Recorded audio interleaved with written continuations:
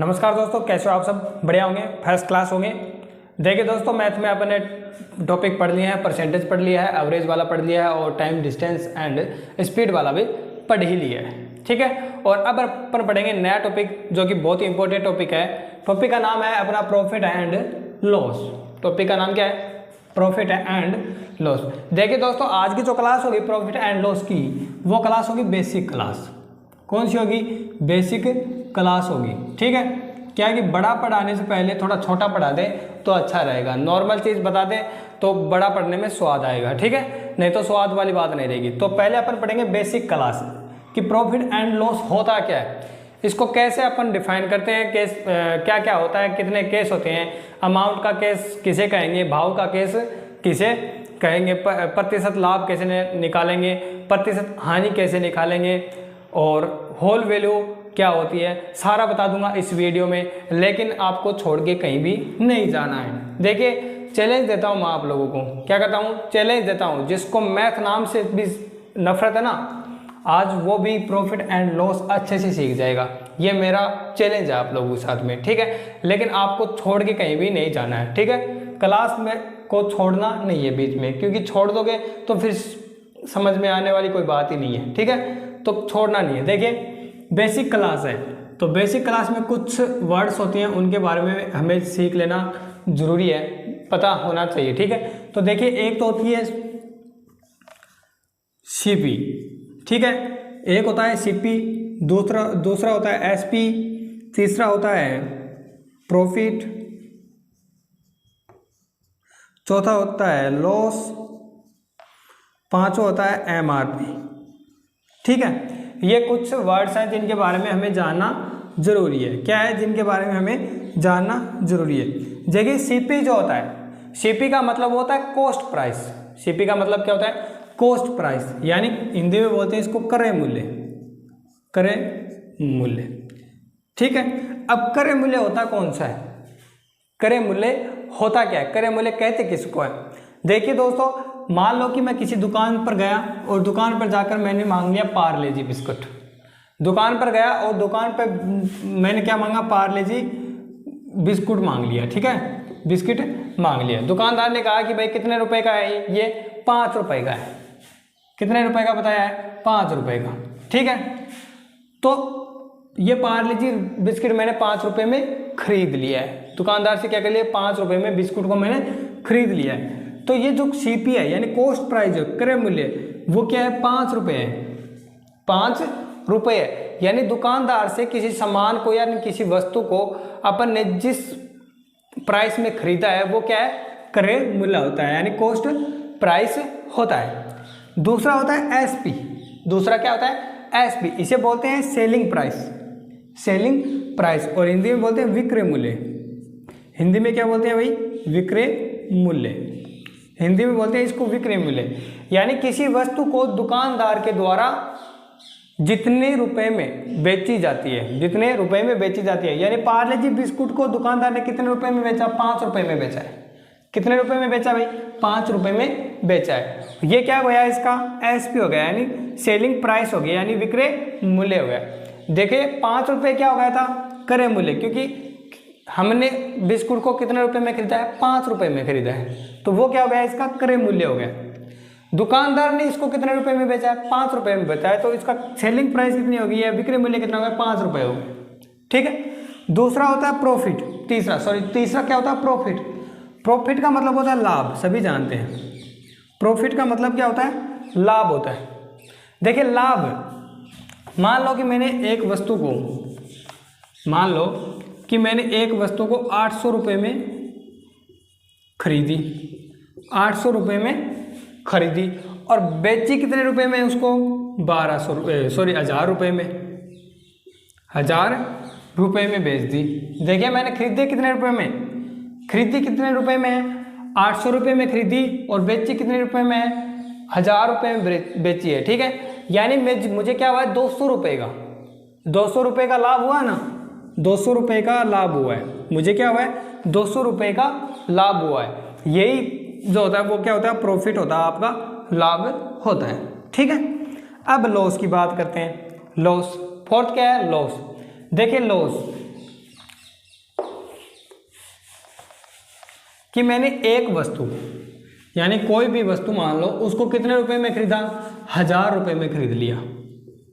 ठीक है, 1000 रुपये में तो मैंने क्या किया है, खरीदा इसको। ठीक है, विक्रय किया यानी सीपी किया है। कॉस्ट प्राइस क्या है इसकी, 1000 रुपये है। सेलिंग प्राइस क्या है इसकी, मैंने बेचा कितने में है, 800 रुपये में।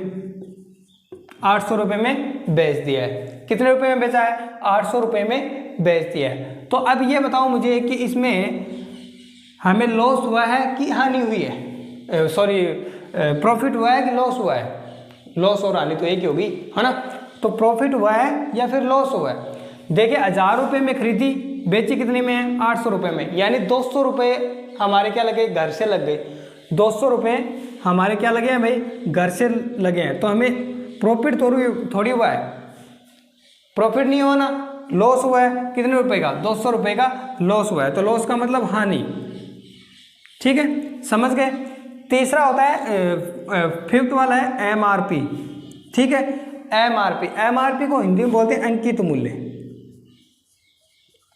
एमआरपी को हिंदी में क्या बोलते हैं भाई, अंकित मूल्य बोलते हैं। अंकित मूल्य बोलते हैं। इसको सूची मूल्य भी बोलते हैं, सूची मूल्य भी बोलते हैं। देखिए एमआरपी का मतलब होता है मैक्सिमम रिटेल प्राइस। एमआरपी का जो मतलब होता है, एमआरपी इसका जो मतलब होता है वो होता है मैक्सिमम रिटेल प्राइस। ठीक है, इसका मतलब क्या होता है, मैक्सिमम रिटेल प्राइस। ठीक है, यानी इस मतलब मान लो कि कोई वस्तु है, ठीक है, कोई वस्तु है, ठीक है, कोई भी सामान है, पैकिंग सामान भी मान लो, कोई भी सामान है, उस पर हमेशा एमआरपी जरूर लिखा मिलेगा आपको। ठीक है, क्या मिलेगा, एमआरपी जरूर लिखा मिलेगा। ठीक है, मान लो कि एक वस्तु खरीदी मैंने, उस पर एमआरपी लिखा हुआ था 90 रुपये। कितने लिखा हुआ था भाई, 90 रुपये लिखा हुआ था। ठीक है, अब अगर कोई दुकानदार, कोई भी दुकानदार अगर इस वस्तु को आपको 91 रुपये में भी बेचता है तो वो क्या है, गैर कानूनी है। अगर कोई वस्तु पर 90 रुपये एमआरपी लिखा हुआ है, 90 रुपये क्या लिखा हुआ है, एमआरपी लिखा हुआ है, और कोई दुकानदार आपको वही वस्तु 91 रुपये में बेचता है, तो ये मान लो वो क्या है, गैर कानूनी है। आप उस पर एफआईआर दर्ज करवा सकते हो। लेकिन एफआईआर दर्ज करवाने के लिए आपके पास क्या होना चाहिए, रसीद होनी चाहिए, यानी बिल होना चाहिए कि दुकानदार ने आपको कितने रुपए में दिए, वो वस्तु 91 रुपये में दिए, जिस पर एमआरपी कितना था, 90 रुपये था। मेरे कहने का मतलब यही है कि एमआरपी का मतलब वह होता है जो कि आप मैक्सिमम कितने रुपए में बेच सकते हो, इसको वो लिखा होता है उस पर। उससे ज़्यादा अगर 1 रुपया भी आप ज़्यादा लेते हो तो वो क्या है, गैर कानूनी है। ठीक है, वो क्या है, गैर कानूनी है। अब इसके बाद में, इन सब के बाद में आता है एक लागत राशि। देखिए सीपी मैंने बता दिया है कि सीपी मैंने कॉस्ट प्राइस मैंने बता दिया है कि जिस प्राइस में अपन वस्तु को खरीदते हैं, जिस प्राइस में अपन वस्तु को क्या करते हैं, खरीदते हैं, वो क्या होता है, क्रय मूल्य यानी कॉस्ट प्राइस होती है। एसपी जो होता है आपका, वो क्या होता है, किसी दुकानदार के द्वारा किसी वस्तु को कितने रुपए में बेचा गया है, कितनी प्राइस में बेचा गया है, वो क्या होता है, सेलिंग प्राइस होती है। प्रॉफिट यानी किसी भी वस्तु को बेचने से मुझे कितना लाभ हुआ है, मुझे कितना लाभ हुआ है, वो क्या होता है, प्रॉफिट होता है। लॉस, अगर मैंने एक वस्तु 1000 रुपये में खरीदी और उसको बेचा कितने 800 रुपये में, तो मुझे 200 रुपये का क्या हो गया, लॉस हो गया, उसे क्या कहते हैं, हानि कहते हैं। ठीक है, एमआरपी यानी मैं किसी वस्तु को हाईएस्ट कितने रुपए में बेच सकता हूँ, हाईएस्ट कितने रुपए में बेच सकता हूँ, वो क्या होती है, आपकी एमआरपी होती है। और एमआरपी का मतलब होता है मैक्सिमम रिटेल प्राइस। ठीक है, ये जो आपकी फुल फॉर्म है वो भी हमेशा याद रखनी है, क्योंकि बहुत बार पूछी जाती है, मैक्सिमम रिटेल प्राइस। ठीक है, इन सब के बाद में आता है आपका क्या, लागत राशि। लागत राशि, देखिए लागत राशि क्या आती है, लागत राशि आती है। भाई चले तो नहीं गए ना काम पर, कहीं घूमने के लिए चले गए हों, ठीक है, क्लास को बीच में छोड़कर, ठीक है, या सोना बाबू याद आ गया हो, फोन आ गया हो, तो उसको अभी कह देना कि मैं पढ़ रहा हूँ सोना, उसके बाद में बात कर लेना। ठीक है, ठीक है, तो पहले पढ़ लो। देखिए लागत राशि, अब लागत राशि होती क्या है, मान लो कि एक वस्तु को अब आपने खरीदा है कितने रुपए में, कितने रुपए में खरीदा भाई, 500 रुपए में खरीदा है, ठीक है। आपने एक ध्यान से देख लेना लागत राशि होता क्या है, ठीक है, ध्यान से देख लेना। एक वस्तु को आपने कितने रुपए में खरीदा भाई, 500 रुपए में खरीदा है, कितने रुपए में खरीदा है, 500 रुपए में खरीदा है, ठीक है। और उसे घर लाने के लिए आपका खर्चा हो कितना हो गया है, 100 रुपये और हो गया ऊपर। देखिए 500 रुपये तो क्या किया आपने, वस्तु को खरीदा है, 500 रुपये तो वस्तु की प्राइस है, ठीक है। जब तक आप घर लाए हो उसको, तो घर लाने में उसे 100 रुपये और खर्च हो गए आपके, 100 रुपये और खर्च हो गए, मान लो किराया भी लग गया होगा किसी चीज़ का, ठीक है, तो 100 रुपये और खर्च हो गए। तो लागत मूल्य जो होगा वो होगा अब पूरा 500 प्लस 100, ये क्या है आपका लागत मूल्य। 600 रुपये जो होगी वो क्या होगी, लागत राशि होगी आपकी, न कि 500 रुपये। 500 रुपये में तो आपने खरीदा है वस्तु को, उसको घर भी लाए हो, घर में लाने के लिए किराया भी लगा है भाई आपका। ऐसे तो है नहीं वहाँ पर खरीद ली वस्तु को, खरीदने के बाद वो तुरंत ही आपके घर पहुंच गई है, ऐसा नहीं होता ना, आप खुद जाके लाओगे ना उसे, ठीक है। तो वहाँ पर आपका कुछ खर्चा होगा या नहीं होगा, अरे भाई कुछ खर्चा होगा या नहीं होगा। मान लो कि आपने पुचके खाने स्टार्ट कर दिए वहीं पर, ठीक है, सामान लाने के लिए गए थे और वहीं पर पुचके भी खाना स्टार्ट कर दिया, तो वो लगा तो आपके पास ही है ना, ठीक है। तो देखिए 500 रुपये में आपने वस्तु को खरीदा, 100 रुपये आपका खर्चा होगा, यानी टोटल मिलाओ इनको, टोटल करने के बाद जो राशि आती है वो क्या होती है, आपकी लागत राशि होती है, वो क्या होती है, आपकी लागत राशि होती है। समझ गए भाई, समझ गए, ठीक है। अब मैं आपको बताऊंगा, देखिए आपको बता दें, सीपी बता दिया है, एसपी बता दिया है, प्रॉफिट बता दिया है, लॉस बता दिया है, एमआरपी बता दिया है और लागत राशि बता दी है। और अब नोट लगा के लिख लेना आप, ठीक है। अब नोट, क्योंकि ये है भाई इंपॉर्टेंट, ठीक है, नोट लगा लेना और इंपॉर्टेंट है, ठीक है। देखिए ध्यान से देख लें,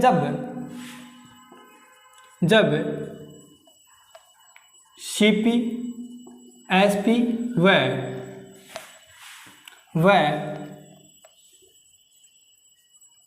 प्रॉफिट एंड लॉस को रुपए में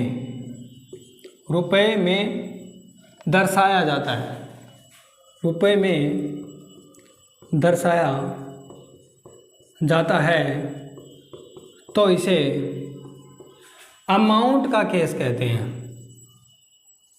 अमाउंट का केस कहते हैं। देखिए सबसे बड़ी प्रॉब्लम आती कहाँ पर है, यहीं पर आती है कि ये भाई अमाउंट का केस है या भाव का केस है। क्वेश्चन में तो हम ये नहीं समझ पाते कि अमाउंट का केस कौन सा है और भाव का केस कौन सा है। तो आप ध्यान से देख लीजिए, जब सीपी एसपी व प्रॉफिट एंड लॉस को रुपए में दर्शाया जाए, किस में दर्शाया जाए भाई, रुपए में दर्शाया जाता है, तो इसे क्या कहेंगे आप, अमाउंट का केस कहेंगे। इसे क्या कहेंगे, अमाउंट का केस कहेंगे। और अमाउंट के केस में आप प्रतिशत लाभ और प्रतिशत हानि कैसे निकालोगे, अमाउंट के केस में, अमाउंट के केस में, ठीक है, अमाउंट के केस में आप प्रतिशत लाभ और प्रतिशत हानि कैसे निकालोगे, तो उनके फॉर्मूले मैं लिख रहा हूँ, वो ध्यान देखिए। प्रतिशत लाभ निकालना है आपको, क्या निकालना है, प्रतिशत लाभ निकालना है। तो प्रतिशत लाभ बराबर लाभ बट्टे सीपी यानी कॉस्ट प्राइस इंटू 100, ठीक है। देखिए फॉर्मूले को ध्यान से देख लेना कि अगर प्रतिशत लाभ निकालना हो किस में, अमाउंट के केस में चेंज होने वाला भाई आपका, भाव के केस में कुछ अलग फॉर्मूला होगा और अमाउंट के केस में कुछ अलग फॉर्मूला है। तो आप ध्यान से देख लेना कि अमाउंट वाला कौन सा है और भाव वाला कौन सा है, ठीक है। देखिए अमाउंट के केस में अगर परसेंटेज लाभ पूछे आपको तो वो क्या होगा, लाभ बट्टे सीपी इंटू 100, ठीक है, फॉर्मूला ये होगा। रेस्पेक्ट किसकी तरह है, सीपी की रेस्पेक्ट में पूछ रहे हैं, किसकी रेस्पेक्ट में, सीपी की रेस्पेक्ट में आएगा जब भी अमाउंट का केस हो, ठीक है। अगर निकालना हो आपको परसेंटेज हानि, प्रतिशत लाभ निकालना हो, सॉरी हानि निकालनी हो तो हानि बट्टे सीपी इंटू 100। देखिए फॉर्मूला हो गए हैं ये, ठीक है। और दोनों फॉर्मूले क्या होने चाहिए, आपको हमेशा याद होने चाहिए, क्योंकि जब भी आपका अमाउंट का केस होगा, जब भी आपका अमाउंट का केस होगा और आपको ये कह दे कि प्रतिशत लाभ निकालो या फिर प्रतिशत हानि निकालो, तो फॉर्मूला बेटा जी ये लगाना है। फॉर्मूला कौन सा लगाना है, ये लगाना है, ठीक है। अमाउंट वाला, भाव वाला मत लगा देना, भाव वाला लगा दिया तो आपके भाव नीचे गिर जाएंगे, ठीक है, फटाफट, मिनट भी नहीं लगेगी, ठीक है, समझ गए होंगे। देखिए जब भी सीपी एसपी व प्रॉफिट एंड लॉस को रुपए में दर्शाया जाता है तो इसे अमाउंट का केस कहते हैं। भाई बार बार बोल रहा हूं ना कि अमाउंट के केस में परसेंटेज लाभ निकालोगे तो ये होगा और परसेंटेज हानि निकालोगे तो फॉर्मूला ये होगा। समझ गए भाई, ठीक है। अब देखिए बता देता हूं, देखिए बताना क्या है, अगर आपको परसेंटेज लाभ निकालना अमाउंट के केस में, अमाउंट के केस में परसेंटेज लाभ निकालना है तो देख लीजिए, मान लो कि मैंने किसी वस्तु को ठीक है 800 रुपये में खरीदा, ठीक है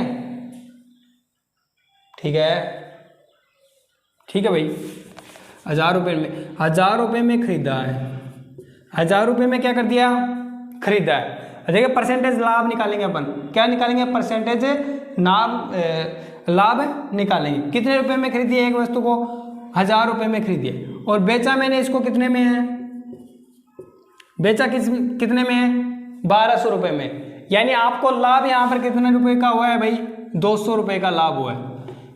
कितने का हुआ है, 200 रुपये का लाभ हुआ है। तो अब आपको निकालना क्या है, परसेंटेज लाभ निकालना है, परसेंटेज लाभ निकालना है। तो परसेंटेज लाभ कैसे निकालोगे, देखिए परसेंटेज लाभ ऊपर क्या लिखना है, लाभ लिखना है, जो भी लाभ आपको हुआ है वो लिखना है, ठीक है। तो लाभ कितना हुआ है भैया, 1000 में वस्तु को खरीदा, 1200 में वस्तु को बेच दिया, यानी 200 रुपये का क्या हो गया भाई, लाभ हो गया। तो 200 रुपये ऊपर लिख देंगे, ठीक है। अब नीचे कौन सी आनी चाहिए भाई वैल्यू, सीपी वाली आनी चाहिए ना, नीचे कौन सी वैल्यू आनी चाहिए, सीपी वाली, यानी कॉस्ट प्राइस, यानी वस्तु को अपन ने कितने रुपए में खरीदा है, तो 1000 रुपये में खरीदा है। नीचे लिख दो भाई आप 1000 रुपये, ठीक है। गुणे में मतलब गुणा कितना करना भाई, 100। तो भाई दो बिंदु कट कर दो और एक इस बिंदु से इस बिंदु को काट दो, बचा कितना आपके पास, 20। यानी 20% क्या हुआ है भाई, उसको लाभ हुआ है। एक वस्तु बेचने में उसको कितना लाभ हुआ है, 20% लाभ हुआ है, ठीक है। समझ में आ गया रे, समझ में आ गया। देखिए परसेंटेज लाभ निकालना है तो भाई परसेंटेज लाभ कैसे निकालते हैं वो मैंने बता दिया है। मान लो कि 1000 रुपये में वस्तु खरीदी है, 1200 रुपये में बेच दी, यानी 200 रुपये का लाभ हो गया। परसेंटेज लाभ निकालने के लिए आपको जो मैंने फॉर्मूला बता दिया वो लगाना है, ठीक है। अब समझ गए होंगे अगर हानि कैसे निकालते हैं, हानि कैसे निकालते हैं, समझ गए ना। हानि निकालने के लिए इनको उल्टा कर दो भाई, क्या कर दो कि मान लो कि मैंने 1200 रुपये में क्या किया है, सामान को खरीदा है, हानि के लिए बता रहा हूँ, हानि के केस में, ठीक है। मान लो कि मैंने 1200 रुपये में क्या किया है, वस्तु को खरीदा है, और 1000 रुपये में मैंने वस्तु को क्या कर दिया भाई, बेच दिया है। 1000 रुपये में मैंने वस्तु को क्या कर दिया है, बेच दिया है। यानी मुझे लॉस कितना का हुआ है भाई, घर से कितने लगे हैं, 200 रुपये लगे हैं ना, घर से कितने लगे हैं भाई, 200 रुपये लगे हैं। अब अगर आपको परसेंटेज लाभ निकालना हो तो क्या करोगे भाई, हानि कितने की हुई है, 200 रुपये की, खरीदा कितने में था, 1200 रुपये में। तो भाई अब आप निकाल लोगे, मुझे पता है, और इसको कर लो आप क्या, सोल्व, आपका आंसर आ जाएगा, ठीक है। इसका आप जैसे सॉल्यूशन करोगे, सॉल्यूशन करने के बाद आपका आंसर आ जाएगा। देखिए भाई मैंने बता दिया किसके केस में, अमाउंट के केस में, जो अगर आपको परसेंटेज लाभ निकालना है तो भाई ऐसे निकालोगे, और परसेंटेज हानि निकालनी है तो ऐसे निकालोगे। समझ में आ रहा है, समझ में आ रहा है ना, ठीक है। समझ में आ रहा है तो वीडियो को लाइक करो, अगर वीडियो अच्छी लग रही है तो वीडियो को लाइक करो भाई, ठीक है। बहुत मेहनत करता हूँ बनाने के लिए, ठीक है ना, पढ़ाता हूँ ना तो बहुत मेहनत करता हूँ, उसके बाद पढ़ाता हूँ, ठीक है। तो आप यार थोड़ा मेरा भी मनोबल बढ़ाओ, ठीक है। चलिए सेकंड केस और देखते हैं। आप इसको क्या कर लो, स्क्रीनशॉट ले लो, इसका नोट भी कर लो, ठीक है। चलिए नेक्स्ट,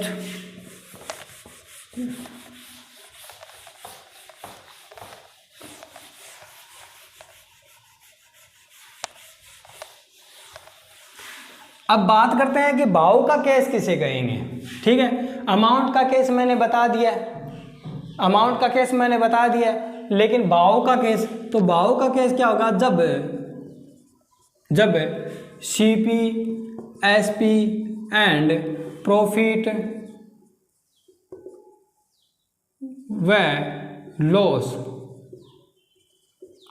को वस्तु के रूप में दर्शाया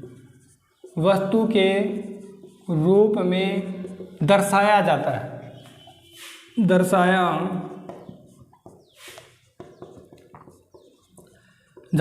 तो देखिए जब सीपी, एसपी एंड प्रॉफिट व लॉस को वस्तु के रूप में दर्शाया जाता है तो इस केस को, तो इसे भाव का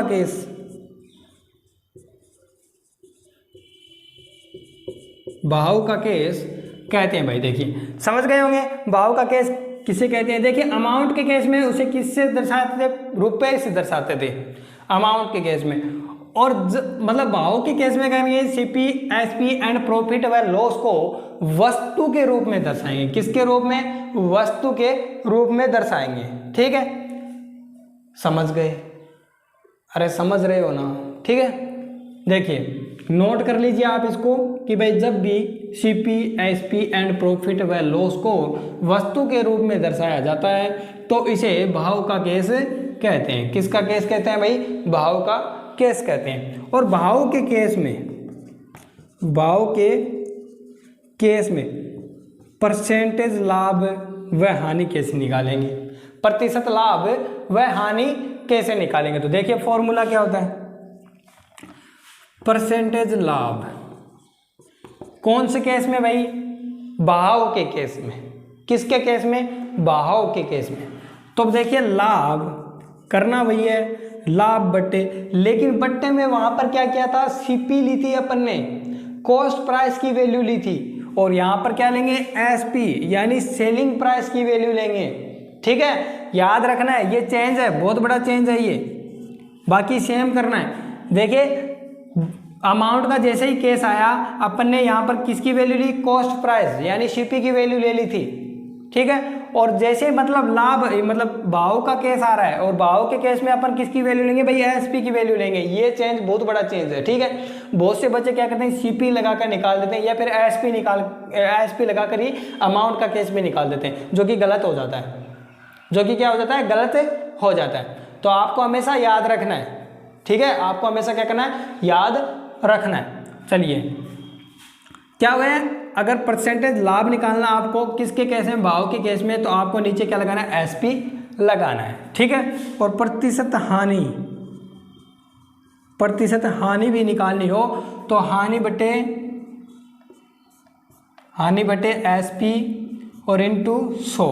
देखिए ये हो गया आपका फॉर्मूला, और ये फॉर्मूला किसका हो गया, किस केस में, भाव के केस में। अगर भाव के केस में आपको परसेंटेज लाभ निकालना है तो फॉर्मूला ये वाला, ठीक है। अगर भाव के केस में हानि निकालनी है, प्रतिशत हानि निकालनी है, तो फॉर्मूला होगा आपका ये वाला, ठीक है। समझ में आ रहा है, ठीक है।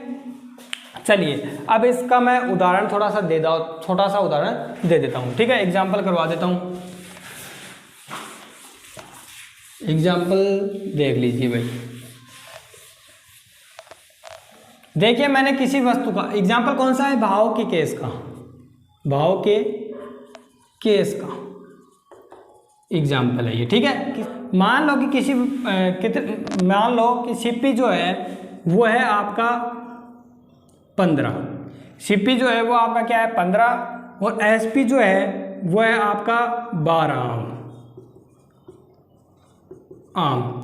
अब देखिए और अपने को निकालना क्या है, परसेंटेज लाभ निकालना है, प्रतिशत लाभ अपने को निकालना है, प्रतिशत लाभ अपने को निकालना है। तो अब आप निकालोगे क्या, यहाँ पर तो रुपए की वैल्यू ही नहीं दे रखी है, तो मैंने बता दिया कि भाई भाव के केस में हमेशा हमें वस्तु देगा न कि रुपए। भाव के केस में हमेशा क्या देगा अपने को, वस्तु देगा न कि रुपए। अगर जहां पर रुपए आ रहे हैं, यहां पर मैं अगर 15 रुपए निकाल देता तो ये केस किसका हो जाता भाई, अमाउंट का केस हो जाता था, न कि भाव का केस। और अपने को क्या निकालना है, भाव का केस का एग्जांपल देखना है। तो देखिए जितने रुपए में किसी व्यक्ति ने 15 आम खरीदे, मान लो ठीक है, 15 आम खरीदे, उतने रुपए में उसने क्या कर लिया, 12 रुपए में बेच दिए। खरीदे कितने आम थे, 15, और बेचे कितने आम है, 12। तो उसे फायदा कितने का हुआ भाई, 3 रुपए 3 आम अपने पास रख लिए उसने, उतने रुपए में बेच दिए 12 आमों को, जितने रुपए में 15 आम खरीद के लाया था। और रख कितने लिए अपने पास, 3 आम रख लिया। यानी उसे फायदा कितने आम का हुआ, लाभ कितना हुआ है, कितने आम का हुआ भाई, 3 आम का हुआ है। लाभ कितने का हुआ है, 3 आम का हुआ है। तो अब अपने को निकालना क्या है, प्रतिशत लाभ निकालना है, वो भी किसके रेफरेंस में भाई, भाव के रेफरेंस में। तो देखिए लिख लेते हैं, प्रतिशत लाभ बराबर लाभ बट्टे SP इंटू 100, क्योंकि CP यहाँ पर लगाने पर क्या हो जाएगा, आपका अमाउंट का केस हो जाएगा, न कि भाव का केस। ठीक है, तो याद रखना है। अब देखिए लाभ कितने का हुआ है, 3 का, SP कितना है, 12, 3 चौका कितना होते हैं भाई, 12 होते हैं ना। ठीक है, तो सॉल्व कीजिए इसको।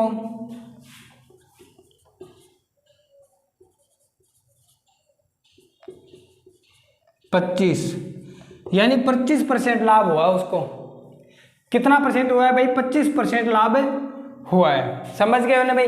3 कितने से जा रहा है भाई, 12 से जा रहा है, ठीक, 4 से जा रहा है, और 4 से 100 कितनी बार, 25 बार जा रहा है। तो आपका ऑप्शन क्या है, मतलब आंसर क्या हो जाएगा, 25% आ जाएगा। यानी 25% लाभ हुआ है उसको। कितना परसेंट हुआ है, 25% लाभ हुआ है। ठीक है, अब मैंने एक और भी बताई थी आपको, होल वैल्यू क्या होती है वो भी बताऊंगा। ये भी मैंने कहा था, होल वैल्यू आप कैसे निकालोगी वो भी मैंने बताया था। ठीक है, तो देखिए बात करते हैं होल वैल्यू। आपकी होल वैल्यू आप कैसे निकालोगे। ठीक है,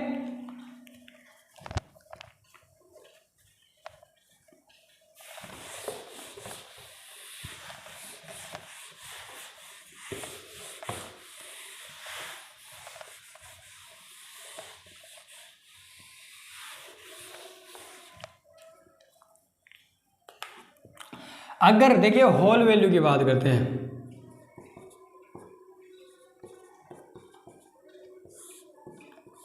किसकी बात करते हैं, होल वैल्यू की बात करते हैं। होल वैल्यू को अपन परसेंटेज निकालने में काम में लेंगे, प्रॉफिट एंड लॉस वाले चैप्टर में भी काम में लेंगे, डिस्काउंट वाले में भी काम में लेंगे। ठीक है, इन सब में अपन क्या लेंगे भाई, होल वैल्यू को यूज में लेंगे। इन सब में अपन क्या करेंगे, होल वैल्यू को यूज में लेंगे। ठीक है, तो होल वैल्यू अब निकालते कैसे। मान लो कि किसी को क्या हुआ है, 10% का लाभ हुआ है, 10% का लाभ हुआ है, तो इसकी होल वैल्यू, अब क्या निकालेंगे अपन, इसकी होल वैल्यू निकालेंगे।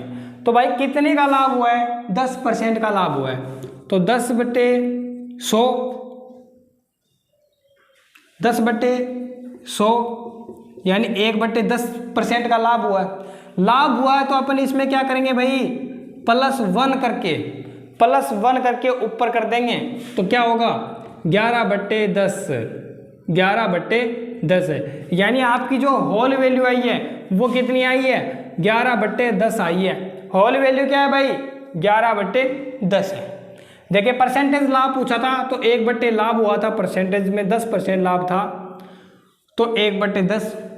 जब भी अपने पास लाभ की बात करेगा, अगला किसकी बात करेगा भाई, लाभ की बात करेगा, तो अपन +1 करके नीचे वाले में जो भी आएगा उसमें +1 करके क्या कर देंगे, ऊपर लिख देंगे। ठीक है, +1 करके ऊपर लिख देंगे। जैसे ही 1/10 आया और 10 में मैंने एक प्लस कर दिया, प्लस करने में क्या आएगा 11/10 आ गया, यानी होल वैल्यू निकाल दी। होल वैल्यू क्या आ गई है 11/10 आ गई है। ठीक है, समझ में आ गया। चलिए अब मान लो कि किसी को 20% की हानि हुई है, 20% की क्या हुई है हानि हुई है, और आपको निकालनी क्या है होल वैल्यू निकालनी है। क्या निकालनी है भाई होल वैल्यू। तो कैसे निकालो, वही काम करना है, वही काम करना है। पहले तो परसेंटेज निकालते हैं, 20 पंजो 100 यानी 1/5। ठीक है, अब देखिए बात किसकी कर रहा है, हानि की बात कर रहा है। किसकी बात कर रहा है, हानि की बात करें तो 5 पे अपन क्या कर देंगे -1 कर देंगे। क्या कर देंगे -1 कर देंगे, और -1 कर कर क्या कर देंगे ऊपर वाले में लिख देंगे, यानी 4/5। या आपकी जो होल वैल्यू आई है वो कितनी आई है 4/5 आ गई है। अरे समझ गए होंगे, जब भी आपको परसेंटेज लाभ बता दिए फिर कहे कि होल वैल्यू निकालनी है, तो होल वैल्यू आप कैसे निकालोगे, जितनी भी परसेंटेज वैल्यू आपकी आ जाए, ठीक है, उसमें क्या करते हैं +1 कर देना है। उसमें क्या कर देना है +1 कर देना है। और आने की बात करें तो उसमें क्या कर देना है माइनस कर देना है, -1 कर देना है। तो देखिए आज ये होती है आपकी होल वैल्यू, और होल वैल्यू को कहाँ पर अपन यूज में लेंगे वो भी मैंने आपको पूरा कन्फर्म बता दिया है। ठीक है, तो देखिए आज के वीडियो में अपन पढ़ेंगे इतना ही, क्योंकि मैंने पहले बता दिया कि भाई बात करेंगे बेसिक क्लास की, जो कि बेसिक क्लास मैंने बता दी है पूरा कि अपन क्या क्या पढ़ेंगे, किस किस को अपन यूज में लेंगे, किन किन फॉर्मूलों को यूज में लेंगे, अलग अलग भाव का केस कैसे डिफाइन करेंगे, अमाउंट का केस अपन कैसे डिफाइन करेंगे, होल वैल्यू अपन कैसे निकालेंगे, होल वैल्यू को कहाँ पर यूज में लेंगे, वो मैंने पूरा बता दिया है। तो भाई वीडियो अच्छा लगा होगा तो वीडियो को कर दो लाइक और शेयर कर दो, और अगर चैनल पर नए हो तो चैनल को सब्सक्राइब कर बेल आइकन को दबाकर ऑल पर प्रेस कर लो, ताकि लेटेस्ट वीडियो का नोटिफिकेशन भी आप सबको मिल जाए। ठीक है, धन्यवाद।